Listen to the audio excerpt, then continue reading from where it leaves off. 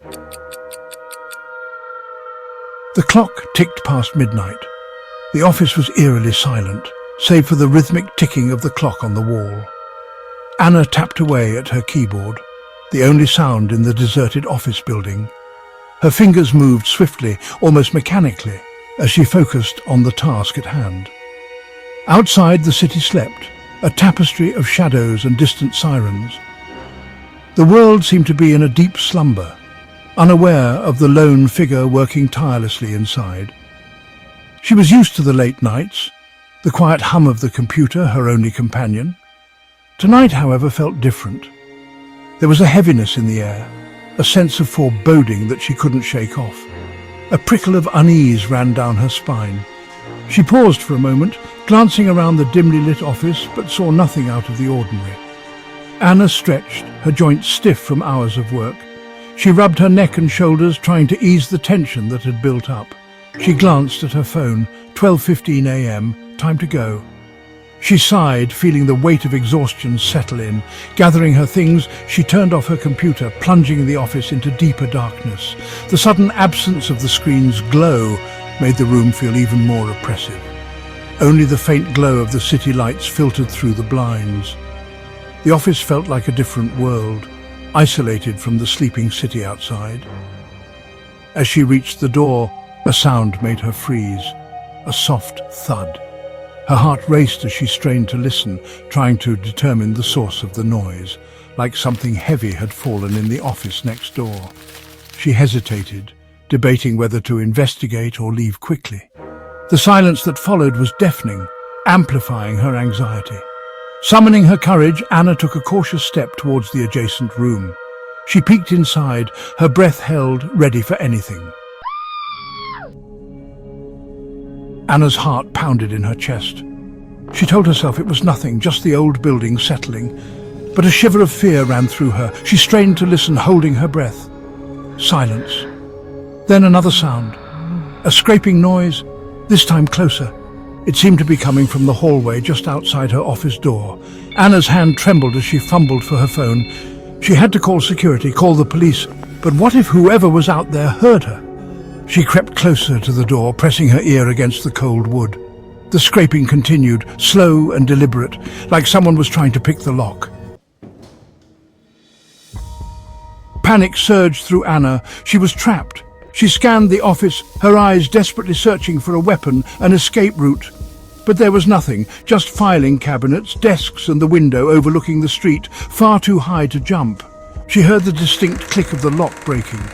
Her breath caught in her throat. There was no time to think, no time to call for help. Anna dove under her desk, huddling in the cramped space, her heart pounding against her ribs.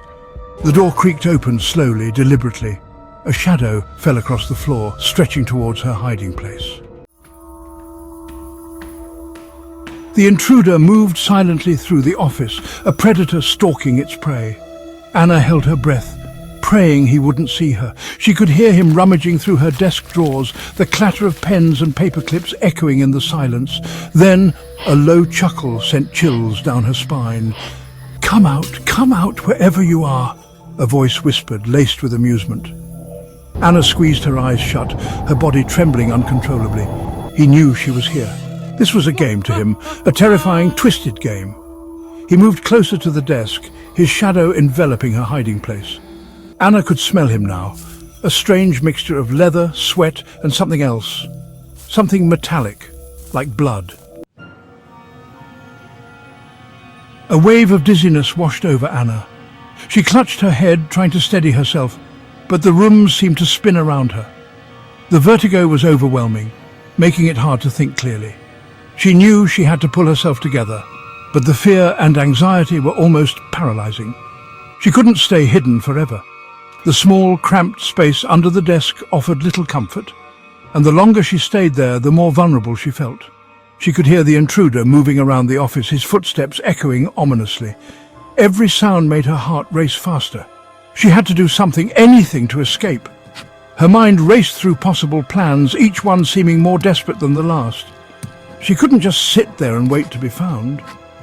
She needed to act, to find a way out before it was too late. Then she remembered the fire escape. It was a slim chance, but it was better than nothing. She had seen it earlier, a small window near the back of the office that led to the fire escape. It was her only hope. There was a small window near the back of the office leading to the fire escape. She had to reach it, but the path was fraught with danger. The intruder was still in the room, and any noise could give her away. It was a long shot, but it was her only chance. She took a deep breath, steeling herself for what she had to do. She couldn't afford to make any mistakes. Her life depended on it. She waited for the intruder to move away from her desk, his attention drawn to a filing cabinet in the corner. This was her moment. She had to move quickly and quietly. Slowly, silently, Anna crawled out from under the desk, keeping low to the ground. Every movement was calculated, every step taken with the utmost care. She couldn't afford to make a sound. Every creak of the floorboards, every rustle of her clothing sounded deafening in the silence. She winced with each noise, praying the intruder wouldn't hear her. The tension was almost unbearable. She could feel the intruder's eyes on her back, could practically hear his grin. It was as if he knew she was there, just waiting for her to make a mistake. The fear was suffocating. She reached the window, her fingers fumbling with the latch. Her hands were shaking, making it difficult to get a good grip. She had to stay calm, had to focus. Come on, she thought, her heart pounding in her chest. She could feel the seconds ticking away, each one bringing her closer to discovery. She had to get the window open, had to escape before it was too late. Just as she managed to pry the window open, she felt a sudden rush of cold air against her face. The night was eerily silent, save for the distant howling of the wind. She hesitated for a moment, her heart pounding in her chest, before deciding to make her escape. But before she could climb out, a hand clamped down on her shoulder, its grip firm and unyielding. She gasped, her breath catching in her throat as she was yanked back into the room, spinning her around with a force that made her dizzy. He was younger than she expected, his face smooth and almost boyish, but there was something unsettling about him. His eyes, however, were old, cold and calculating. They bore into her with an intensity that made her shiver. It was as if he could see right through her, reading her every thought and fear. He held a hunting knife in his hand, the blade sharp and menacing. It caught the dim light of the room, reflecting it in a way that made it seem almost alive. The blade gleaming under the dim lights. "Going somewhere?" he asked, his voice dripping with sarcasm and menace, his voice a low, menacing purr. He leaned closer, his breath hot against her skin, and she could smell the metallic scent of blood.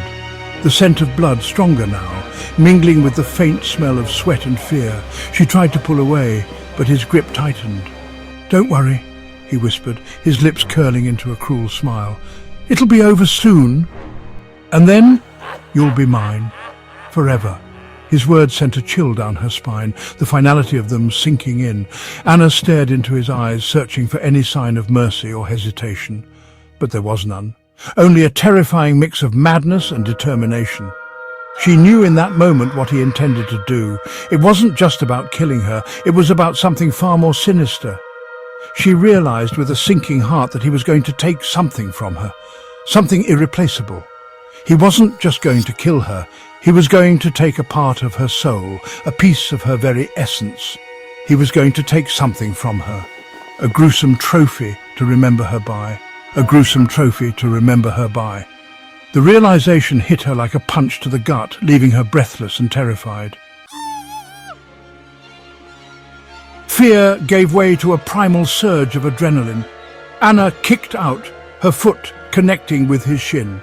He grunted in pain, his grip loosening for a split second. It was all the time she needed. She wrenched herself free, scrambling back towards the desk. He lunged for her, but she dodged out of the way, grabbing a heavy stapler from the desk and hurling it at him. It hit him in the shoulder with a satisfying thud. He roared in anger, clutching his shoulder, but the distraction had bought Anna precious seconds. She raced towards the window, throwing it open and scrambling onto the fire escape. The cold night air hit her like a slap. Below, the city stretched out before her, a maze of lights and shadows. She didn't waste time looking back. She clambered down the fire escape, her heart pounding, her lungs burning. She had almost reached the bottom when she heard a noise above her. He was coming. She risked a glance up. He was framed in the window, his face contorted with rage, and in his hand he held a canvas bag. The sight of it sent a shiver down her spine. She knew with chilling certainty what was inside. He smiled then, a chilling, triumphant grin.